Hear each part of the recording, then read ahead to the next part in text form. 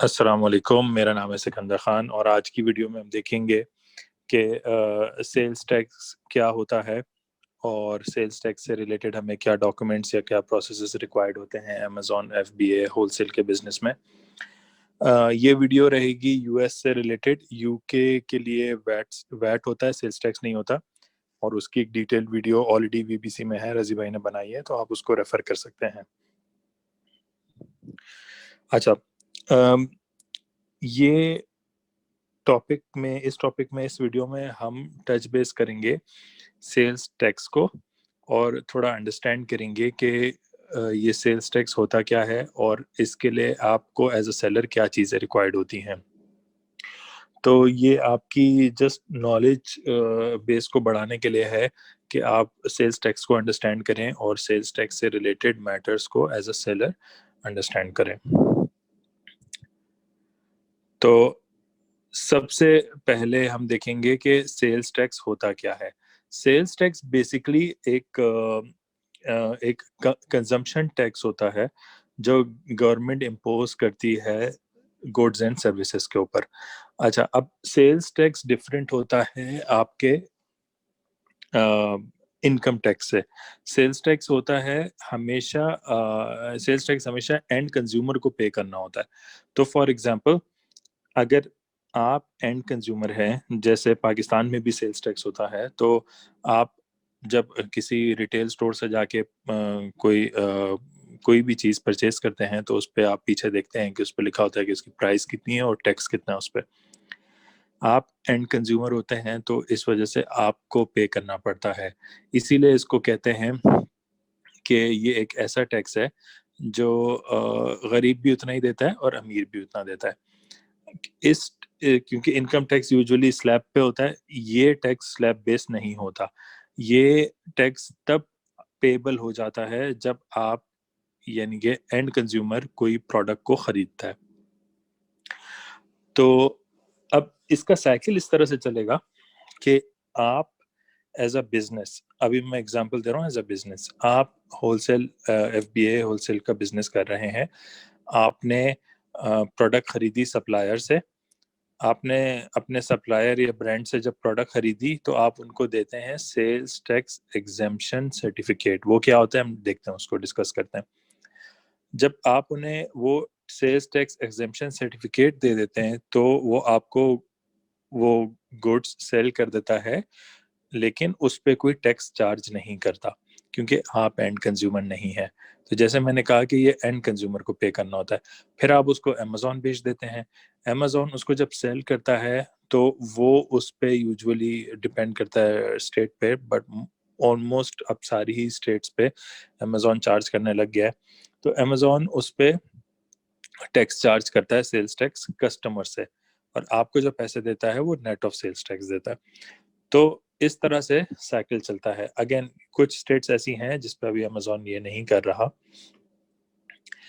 अच्छा, क्या अगर आप बिजनेस हैं तो आपको बीइंग अ बिजनेस ये सेल्स टैक्स पे करना होता है? नहीं, आपको पे नहीं करना होता अनलेस आप एंड कंज्यूमर हैं। सो फॉर एग्जांपल, आप अपने बिजनेस के लिए कुछ चीज़ें ले रहे हैं जो आप आगे सेल करेंगे या रीसेल करेंगे, तो वो आप उसमें एंड कंज्यूमर नहीं होते। उसमें एंड कंज्यूमर होता है जो उसको खरीदेगा।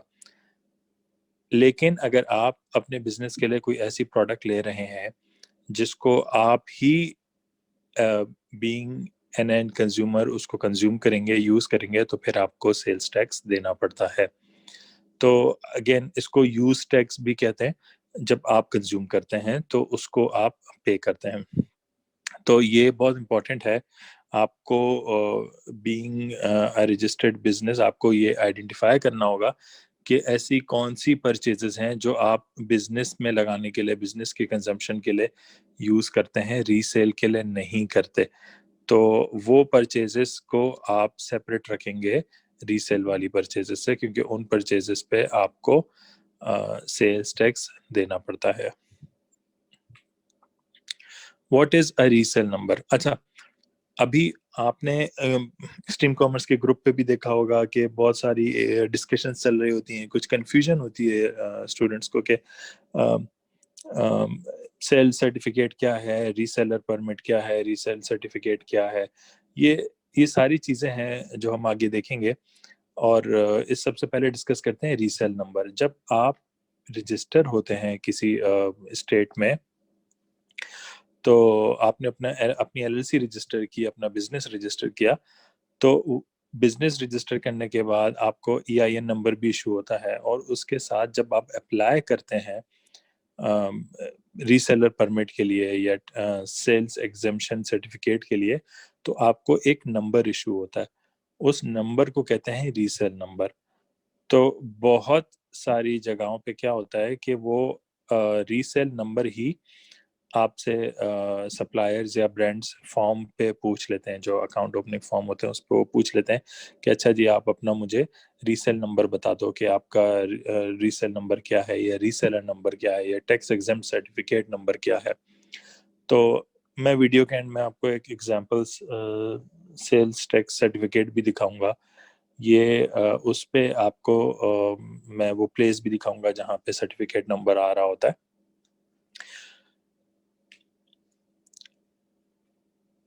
अच्छा, टैक्स, सेल्स टैक्स नेक्सस क्या चीज़ होती है? ये थोड़ा सा टेक्निकल है, और इसको आप जस्ट अंडरस्टैंडिंग पर्पस के लिए देख लें।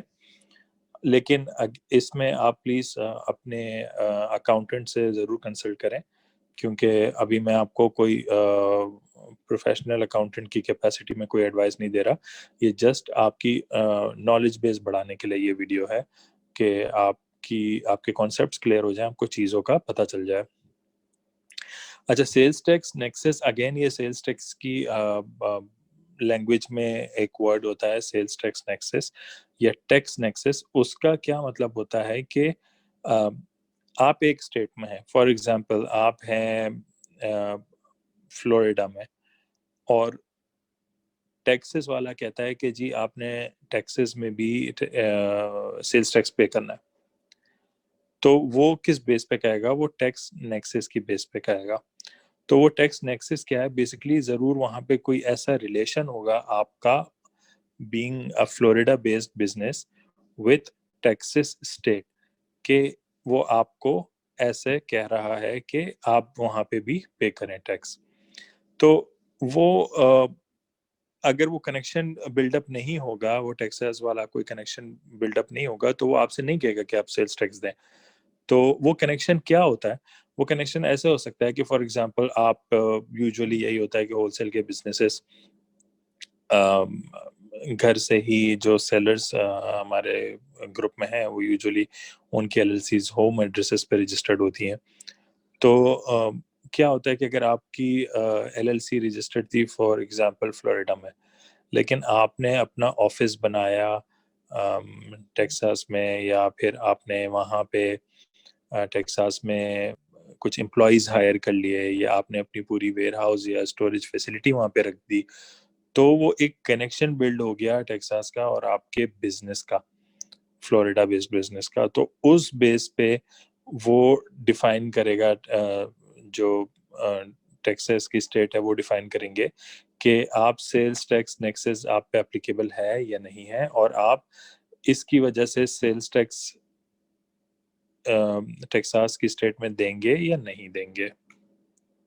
अच्छा, अगेन मैं कह रहा हूँ कि ये कॉम्प्लिकेटेड मैटर्स होते हैं, तो ये आप प्लीज़ ज़रूर अपने अकाउंटेंट से डिस्कस किया करें।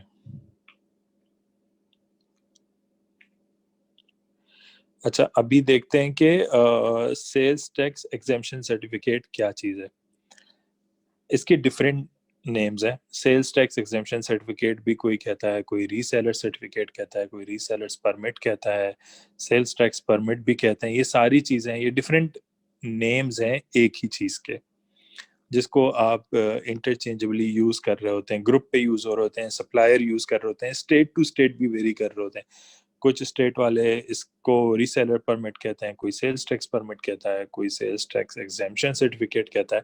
तो अगेन इट डिपेंड्स, आप कंफ्यूज मत हो इससे। आप बस ये समझ लें कि ये सारी एक ही चीज़ों के नाम है।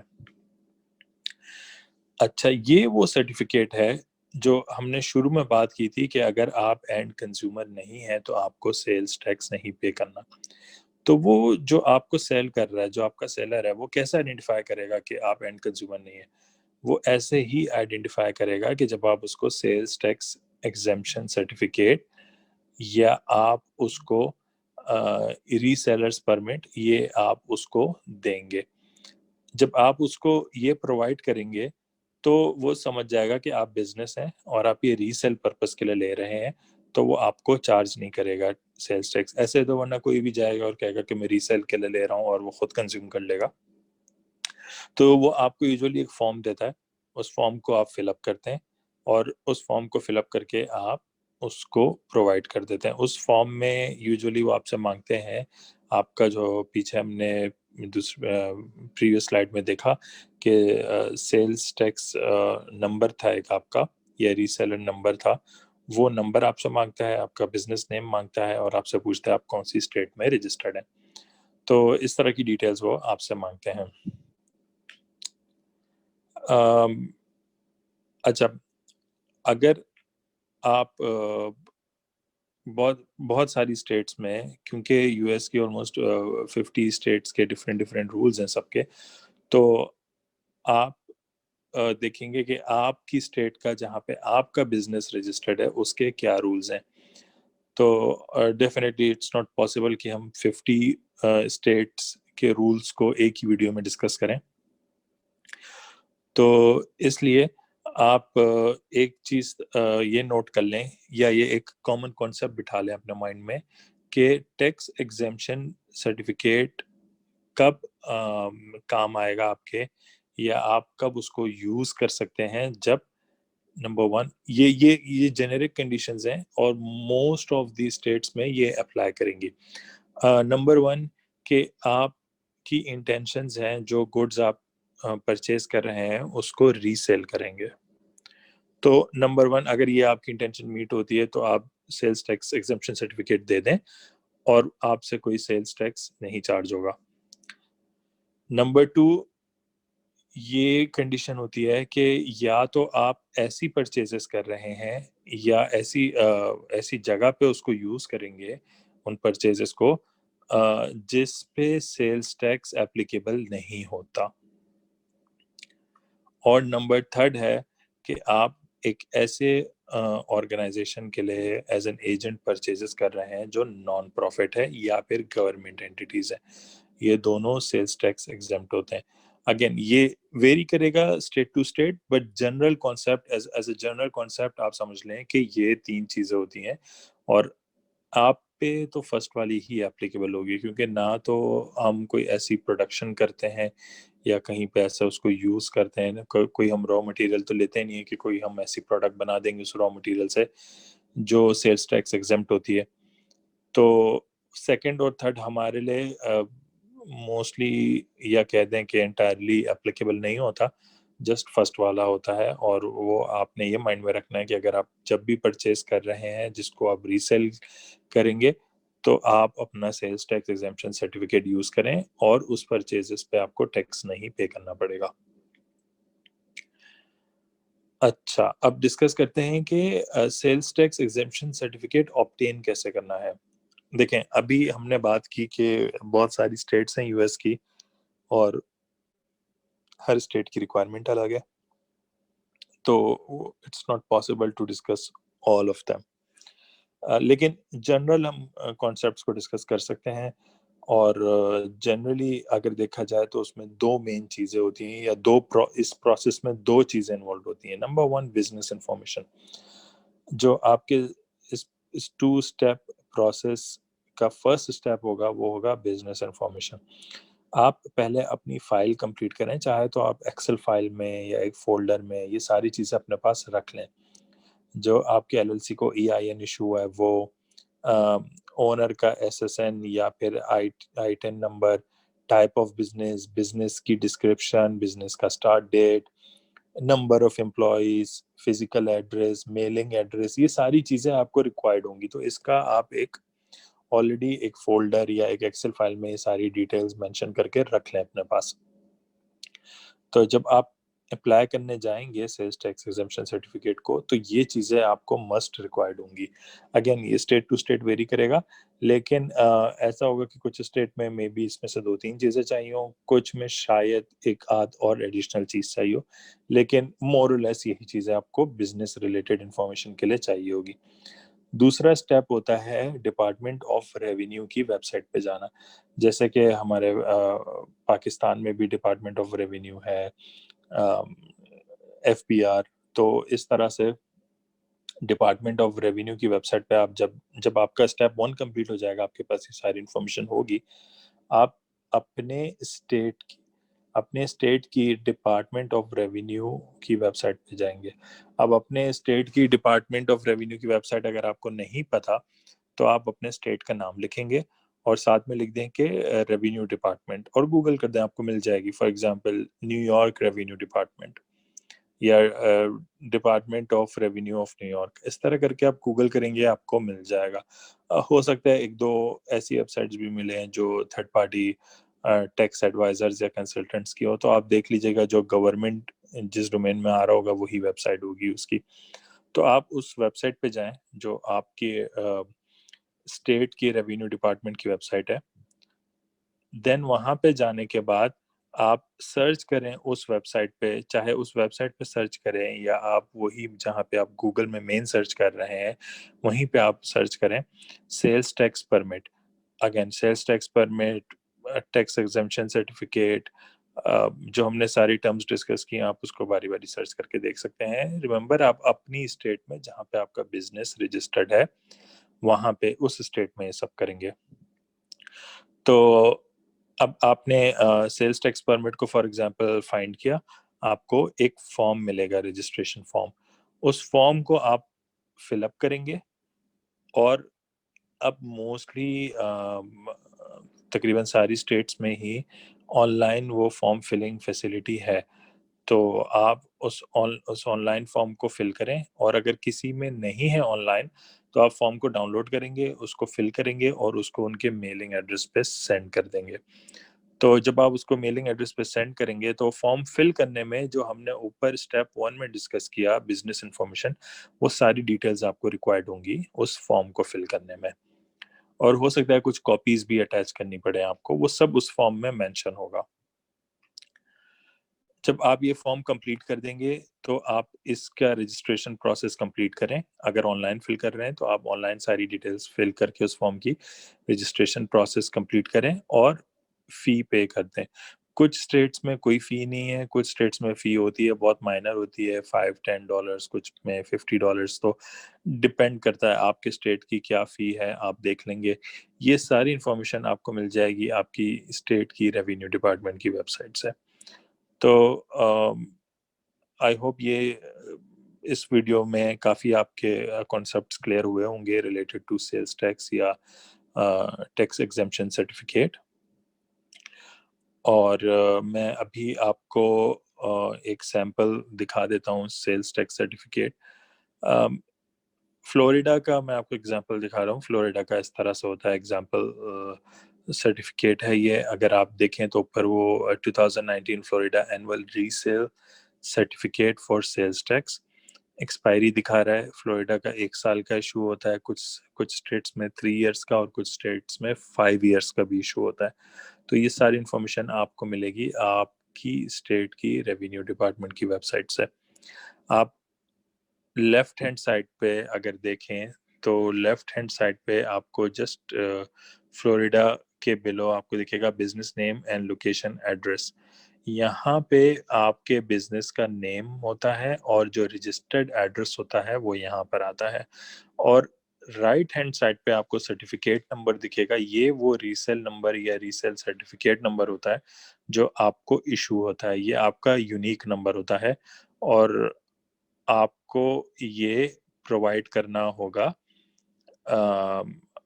फॉर्म्स पे जो आप सप्लायर्स के लिए या ब्रांड्स के लिए फिलअप करेंगे। फिर नीचे कुछ टर्म्स दी हुई हैं उन्होंने कि आप कहाँ यूज़ कर सकते हैं इसको और कहाँ नहीं कर सकते हैं। ये यूजुअली वही टर्म्स हैं कि रीसेल के लिए यूज़ कर सकते हैं, और जो हमने डिस्कस किया तो ये यूजुअली वही टर्म्स हैं, और आप वैसे ही तभी इसको यूज़ करेंगे जब आप रीसेल के लिए परचेस कर रहे हैं। तो ऐसे ही आपको हर स्टेट का एक एग्जाम्पल सर्टिफिकेट भी मिलेगा यूजुअली, ये फॉर्म के साथ ही होता है यूजुअली, ताकि आपको आइडिया मिल जाए। तो आई होप ये सेशन आप लोगों के लिए हेल्पफुल रहा, और अगर आपको कोई क्वेश्चन हो तो प्लीज़ ज़रूर पूछिएगा, और टैग कीजिएगा, पूछिएगा। I would be more than happy to answer. तब तक के लिए अल्लाह हाफिज़।